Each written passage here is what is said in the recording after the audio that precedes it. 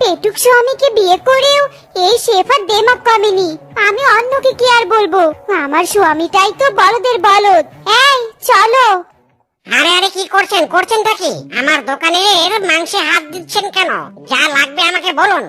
ইরি মাইরি, আমরা মাংস নিব অথচ আমরা মাংস দেখবো না, তা কি করে হয়? হ্যাঁ বউ, দেখো এই মাংস কেমন টসটসে হয়ে আছে, হাত দিয়ে দেখো। আরে আরে বললাম না মাংস থেকে দূরে থাকেন। আপনার কতটুকু লাগবে সেটা বলুন। দাদা দাদা, রাগ করবেন নি। হ্যাঁ স্বামী, বেশি কথা না বলে মাংস নিয়ে তাড়াতাড়ি কেটে পারো। দিন দাদা দিন, 2 কেজি মাংস দিন। ইরি মাইরি, বউ মাত্র 2 কেজি? না না, 10 কেজি দিন, 10 কেজি। কি 10 কেজি? দেখে তো মনে হয় 1 কেজিও খেতে পারবে না। দাদা ও কথা আর বলবেন নে, এই রাক্ষসের পেটে 20 কেজিরও জায়গা হবে। দাদা দয়া করে 2 কেজি মাংস দিন। ইরি মাইরি, শালা দোকানদার, এইখানে 10 কেজি মাংস, আমার সাথে ধান্দাবাজি? দাঁড়া, আজ তোর দোকানের সব মাংসই নিয়ে যাবো আমি। হাই হাই রে, এই মিসকে আমার দোকানের মাংস দিয়ে যা। থাম হারান দাদা থাম।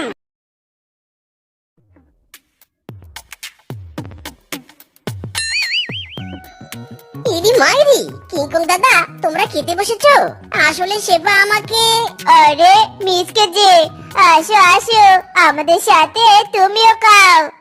আরে বউ, মিসকে হয়তো খেয়ে এসেছে, শেফা তো সকাল সকালই রান্না বসায়।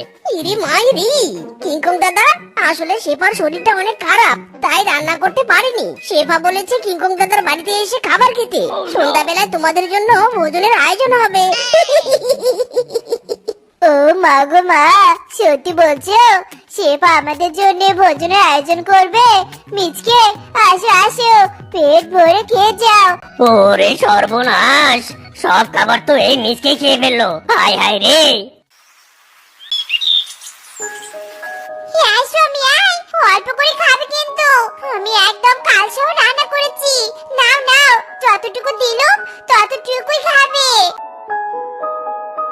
শেফা, এই শেফা, কোথায় গেলি রে? দেখ তোদের বাড়িতে কুটুম এসেছে।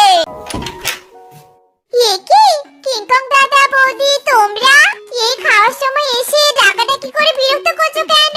হ্যাঁ, তোকে বিরক্ত করছি মানে? তুই তো আমাদের আজ খাওয়ার জন্য ডেকেছিস। বয়ে গেছে আমার তোমাদের খেতে রাখতে। পেটুক স্বামীর জন্য আমি নিজেই খেতে পারিনি, তোমাকে ডাকবো কেন? হ্যাঁ, যে দেখেছো ভালো রান্না করেছি অমনি তোমার স্বামীকে নিয়ে খেতে চলে এসেছো। বাপুরে বাপু, লোভী দেখেছি, তোমাদের মতো একটা লোভীও দেখিনি।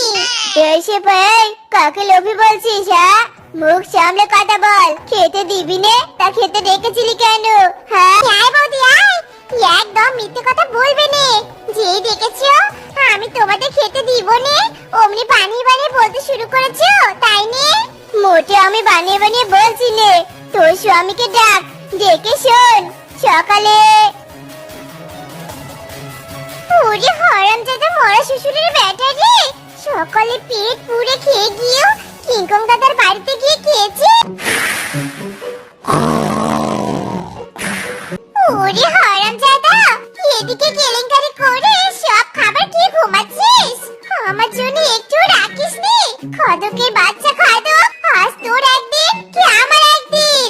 মার মার, বেশি করে মার। ইরি মাইরি, বউ ছাড়ো, ঘুমাতে দাও। ওরে বাবা রে, ওরে মারে।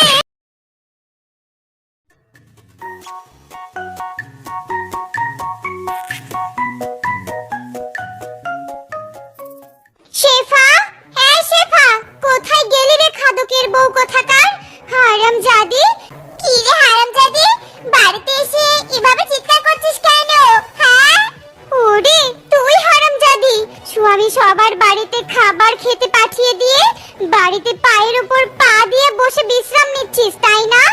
দেখ রূপা, একদম উল্টাপাল্টা কথা বলবি নে, এই আমি বলে দিলাম। 100 বার বলবো, 200 বার বলবো, হারামজাদি, অভাবের সময় তোর পেটুক স্বামী সবার ঘরে ঘরে খেয়ে আসে। এবার যদি তুই কিছু না বলিস, মোড়ল বাবুকে আমরা বিচার দিয়ে আসবো, তোদেরকে এই বন থেকে তাড়িয়ে ছাড়বো, এই বলে দিলুম। হারামজাদা, তোর জন্য ওই ছোট লোক রূপা আমাকে শাসিয়ে গেল, আজ শুধু আর ইদি মাইরি, রান্নাঘর থেকে বিরিয়ানির ঘ্রাণ বেরিয়েছে রে। তার মানে ইয়াহু, বউ আজকে বিরিয়ানি রান্না করেছে রে। বউ আমি আসছি। হায়রে শ্বশুরের বেটা আয়, আজ তোকে পাথরের বিরিয়ানি খাওয়াবো। বউ আমি এসে গেছি। কি মিষ্টি ঘ্রাণ। আহ বউ, বিরিয়ানির গন্ধে যে আমার পেটের টান সইছে না। তাড়াতাড়ি বিরিয়ানি দাও মাইরি। স্বামী, এই দেখো, আজ তোমার জন্য স্পেশাল বিরিয়ানি বানিয়েছি। খাও খাও স্বামী, বেশি করে খাও। বউ তুমি আমাকে এত ভালোবাসো, দাও দাও খেতে দাও। খা শ্বশুরের বেটা খা, বেশি করে খা। ইদি মাইরি, বাবারে আমার দাঁত সব ভেঙে গেল গো। ও বউ, এটা তুমি কিসের বিরিয়ানি